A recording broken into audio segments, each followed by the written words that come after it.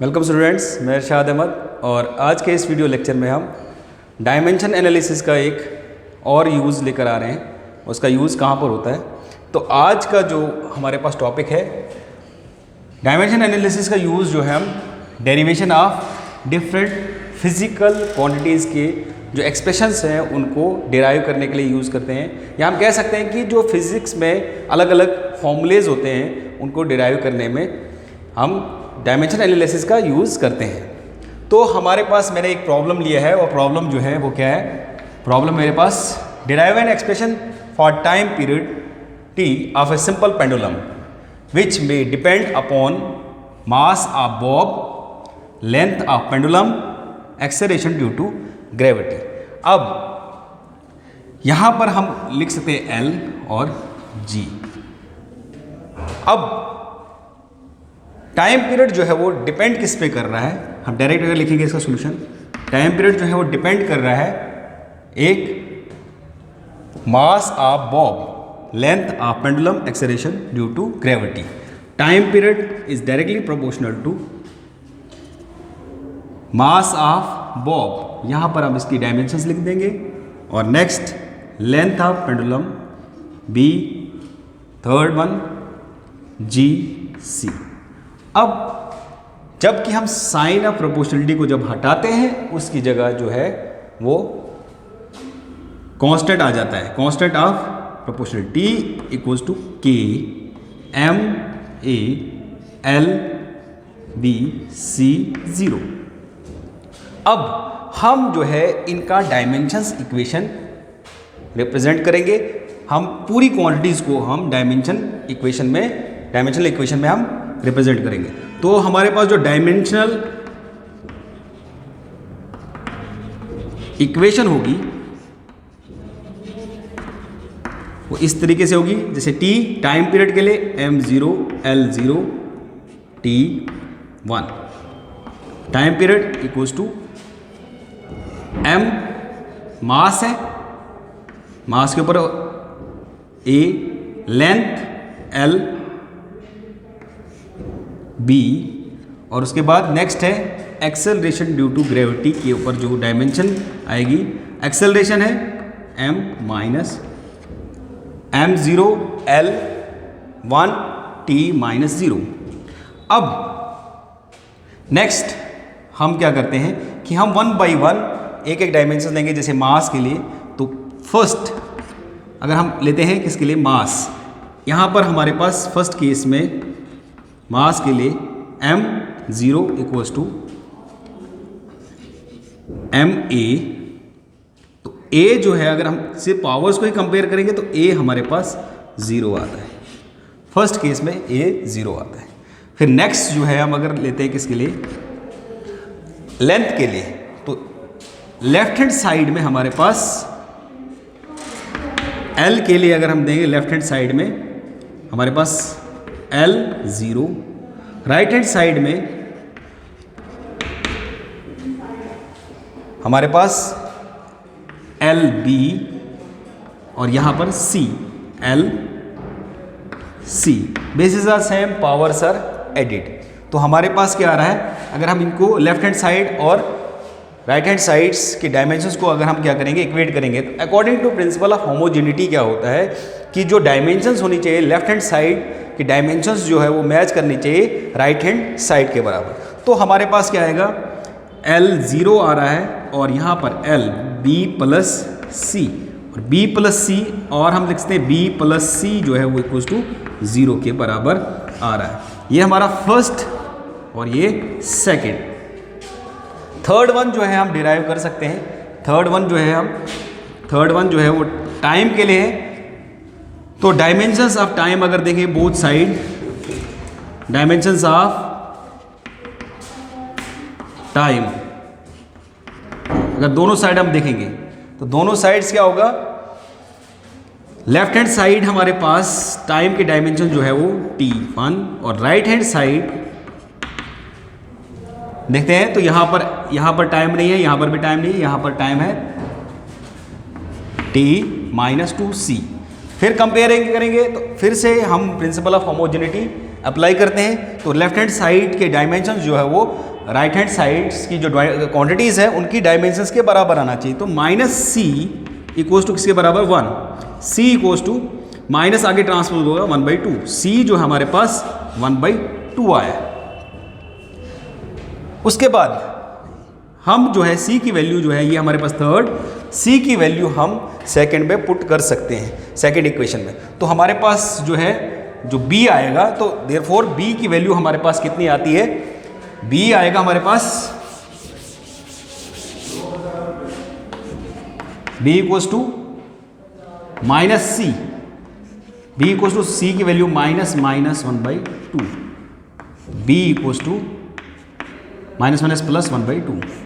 तो हमारे पास जो b की वैल्यू भी आ गई, a की वैल्यू भी हमारे पास है और उसके बाद c की वैल्यू भी है। तो नाउ हम इसको हम पुट करते हैं किसमें, इक्वेशन फर्स्ट जो हमारे पास जो फॉर्मूला है इसमें पुट करेंगे तो हमारे पास क्या आएगा, t इक्वल्स टू के एम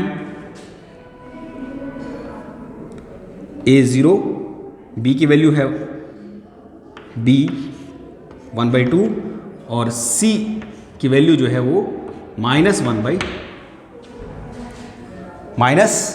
1/2 आती है। उसके बाद नेक्स्ट जो है ये हो जाएगी हमारे पास के ऐसे रहेगा m0 anything raise to power 0 equals to 1, l 1/2 और g जो है वो रेसिप्रोकल में g 1/2। अब जो 1/2 होती है ये हम इसको और भी तरीके से लिख सकते हैं। 1/2 जो है जब पावर 1/2 हो तो ये रूट की पावर होती है। तो k equals to under root, दोनों वेरिएबल्स के पास एल बी और जी के ऊपर भी जो है जो पावर हमारे पास है वो है 1/2। तो हम इनकी जगह रूट जो है इसको रिप्लेस करेंगे रूट से। तो जो हमारी वैल्यू t जो है टाइम पीरियड जो है वो किसके बराबर आता है, उसका एक्सप्रेशन जो है t इक्वल्स टू के अंडर रूट एल अपॉन जी।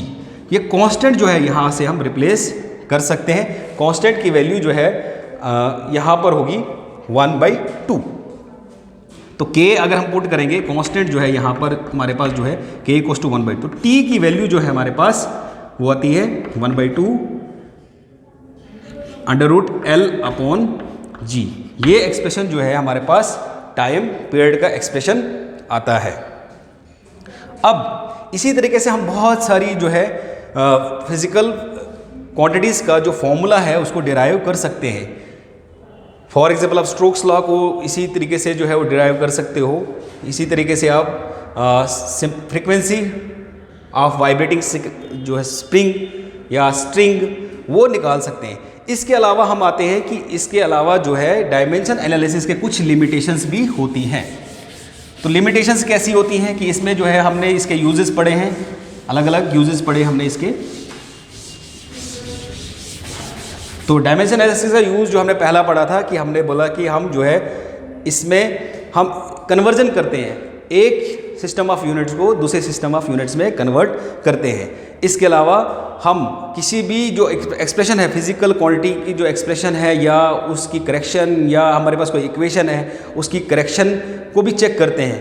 तो हम एक्यूरेसी को चेक करते हैं, इसमें फिजिकल क्वांटिटीज़ का अलग अलग एक्सप्रेशंस के एक्यूरेसी को चेक करते हैं। और उसके बाद हम आते हैं लास्ट जो हमारे जो आज का जो हमारा टॉपिक था डेरिवेशन ऑफ फॉर्मूला। तो हम अलग अलग फिजिकल क्वांटिटीज़ का फॉर्मूला जो है इससे डिराइव कर सकते हैं। इसके बाद जो नेक्स्ट हमारा जो अगला टॉपिक है वो इसका लिमिटेशंस। लिमिटेशंस क्या है इसकी? लिमिटेशंस क्या क्या है? तो पहली जो लिमिटेशंस है तो हमारे पास कुछ ऐसी क्वांटिटीज़ भी होती है जिनका रेशो बिल्कुल भी नहीं होता, जिसको हम बोल सकते हैं कि डायमेंशन लेस रेशो होती है। फॉर एग्जाम्पल हमारे पास स्ट्रेन है, तो स्ट्रेन का कोई भी रेशो नहीं होता। इस जो डायमेंशन एनालिसिस है वो हमको इसकी इन्फॉर्मेशन कोई इन्फॉर्मेशन नहीं देता कि जो हमारे पास कुछ ऐसे डायमेंशन लेस रेशोज़ होते हैं उन क्वांटिटीज़ का कोई भी जो है डायमेंशन फॉर्मूला नहीं बताता। दूसरी जो हमारे पास इसकी लिमिटेशंस हैं ये हमको जो है क्वांटिटी का जो नेचर है वो नहीं बताता। फॉर एग्जांपल ये हमें ये नहीं बताता कि ये फिजिकल क्वांटिटी कौन सी है, स्केलर है या वेक्टर है। तो स्केलर, वेक्टर या स्केलर नेचर आपको नहीं बताएगा, डायमेंशनल एनालिसिस से आपको पता नहीं लगता। उसके बाद जो अगला है, फॉर एग्जांपल अगर आपको जब जो है फोर्स देखोगे तो फोर्स का अगर आप डायमेंशन एनालिसिस लगाओगे और उसमें अगर आप चेक करोगे तो डायमेंशन फॉर्मूला आप क्रिएट कर सकते हो, डिराइव कर सकते हो, आप उसकी करेक्शन भी चेक कर सकते हो, आप कन्वर्जन भी कर सकते हो, बट आप ये नहीं बता पाओगे कि ये स्केलर क्वांटिटी है या वेक्टर क्वांटिटी है। उसके अलावा जो नेक्स्ट हम जो है इसमें, जैसे फॉर एग्जांपल ये जो डायमेंशन एनालिसिस है ये लिमिटेड है, ये सिर्फ आपको 3 वेरिएबल्स का ही बता पाएगा कि 3 वेरिएबल्स के जो, अगर एक एक्सप्रेशन में 3 वेरिएबल्स है उन्हीं की डायमेंशंस आपको बताएगा। और उसके अलावा जो है, मान लो अगर फॉर एग्जांपल हमारे पास एक ऐसी क्वांटिटी आ गई जिसमें 3 से ज़्यादा डायमेंशंस हैं, तो उसके बारे में इसने कुछ भी ऐसी इन्फॉर्मेशन नहीं दी, आप उसकी करेक्शन भी चेक नहीं कर सकते और उसके जो है उसकी कन्वर्जन भी आपके लिए जो है डिफ़िकल्ट हो जाएगी। तो फॉर एग्जांपल अगर मोर देन 3 वेरिएबल्स हुए तो उसके बारे में भी कोई इन्फॉर्मेशन इससे हमें नहीं मिलती है। फॉर एग्जांपल अगर हम देखते हैं epsilon not permittivity of free space का अगर फॉर्मूला अगर देखें तो वो होता है 1/4 pi Q1 Q2 upon FR²। अब इस एक्सप्रेशन में हमारे पास 3 से ज़्यादा वेरिएबल हैं। 3 से ज़्यादा वेरिएबल कैसे हैं? तो यहाँ पर हमारे पास एक तो चार्ज किसके बराबर होता है? Charge current into time. तो अगर हम यहाँ पर इसको जगह वैल्यू पुट करते हैं epsilon not equals to 1/4 pi Q1 की जगह हम डालते हैं IT, फिर Q2 की जगह IT। इस वक्त हमारे पास जो एक्सप्रेशन आया उसमें 3 से ज़्यादा वेरिएबल आए, तो इसका आप dimension formula by dimension equation से आप डिराइव नहीं कर पाएंगे। तो ये कुछ जो है हमारे पास लिमिटेशंस हैं डायमेंशन इक्वेशंस की, जिससे हम जो है हमें पता लगता है कि इसमें जो है, जैसे फॉर एग्जांपल कुछ ऐसे रेशोज़ हैं जो डायमेंशनलेस इक्वेशंस हैं या फॉर्मूलाज हैं, उसको आप इससे पता नहीं लगा सकते हो। वेक्टर या स्केलर नेचर पता नहीं लगता है। इसके बाद कुछ क्वांटिटीज़ हैं जो जिसमें 3 से ज़्यादा वेरिएबल्स हैं या एक्सप्रेशंस हैं, तो उनमें भी हम डायमेंशनल फॉर्मूला अप्लाई नहीं कर सकते हैं, कोई और ज़्यादा इन्फॉर्मेशन नहीं मिलती है। तो आज के लिए बस इतना ही।